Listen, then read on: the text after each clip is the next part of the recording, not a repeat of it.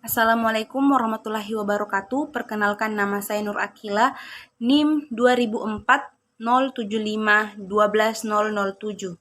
Pendidikan Guru Sekolah Dasar Fakultas Ilmu Pendidikan Universitas Negeri Makassar. Untuk memenuhi salah satu tugas dalam mata kuliah Pendidikan Bahasa Indonesia di SD, saya akan menjelaskan perbedaan antara model, strategi, pendekatan, metode, dan teknik pembelajaran bahasa disertai dengan contohnya. Pertama adalah model.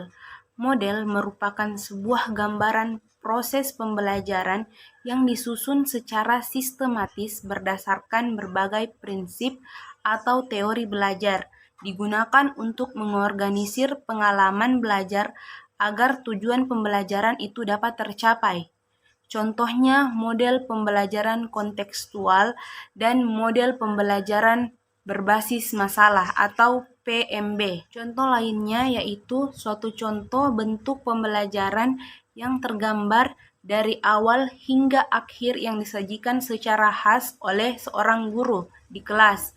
Yang kedua, dalam model pembelajaran terdapat strategi pencapaian kompetensi siswa dengan cara pendekatan, metode, dan teknik pembelajaran. Strategi adalah suatu pola umum pembelajaran siswa yang tersusun secara sistematis berdasarkan prinsip-prinsip pendidikan, psikologi, didaktik, dan komunikasi dengan mengintegrasikan struktur atau urutan langkah pembelajaran.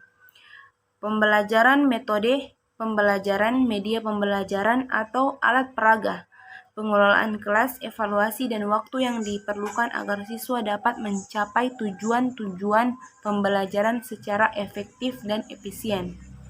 Strategi ini terkait dengan kebijaksanaan guru dalam memilih pendekatan, metode, teknik pembelajaran, dan model pembelajaran. Atau dengan kata lain, strategi merupakan perencanaan yang berisi rangkaian kegiatan yang didesain untuk mencapai tujuan pendidikan tertentu. Contoh strategi yaitu pembelajaran langsung dan pembelajaran discovery. Yang ketiga adalah pendekatan pengajaran bahasa. Pendekatan dalam pengajaran bahasa mengacu kepada teori-teori tentang hakikat bahasa yang berfungsi sebagai landasan atau prinsip pengajaran bahasa.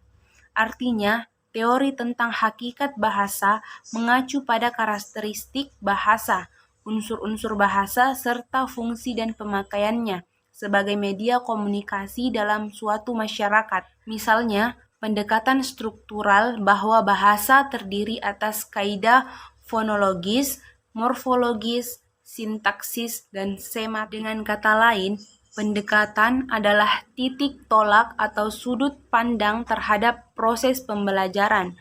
Contohnya pembelajaran teacher center dan student center.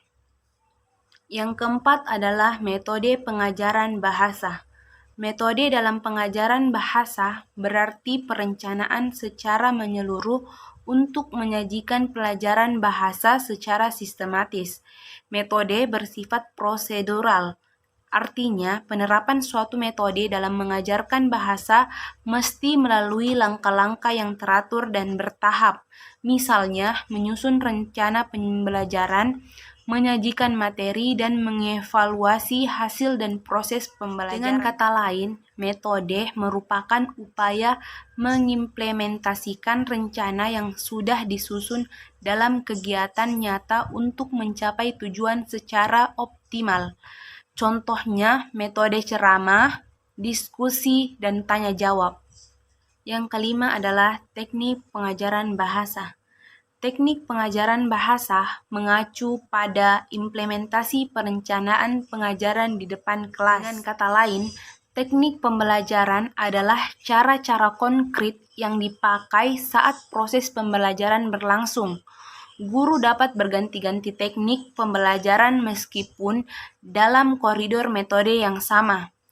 Satu metode dapat diaplikasikan melalui berbagai teknik pembelajaran. Contoh teknik pengajaran bahasa yaitu diskusi dengan peserta didik yang aktif akan sangat berbeda dengan peserta didik yang pasif.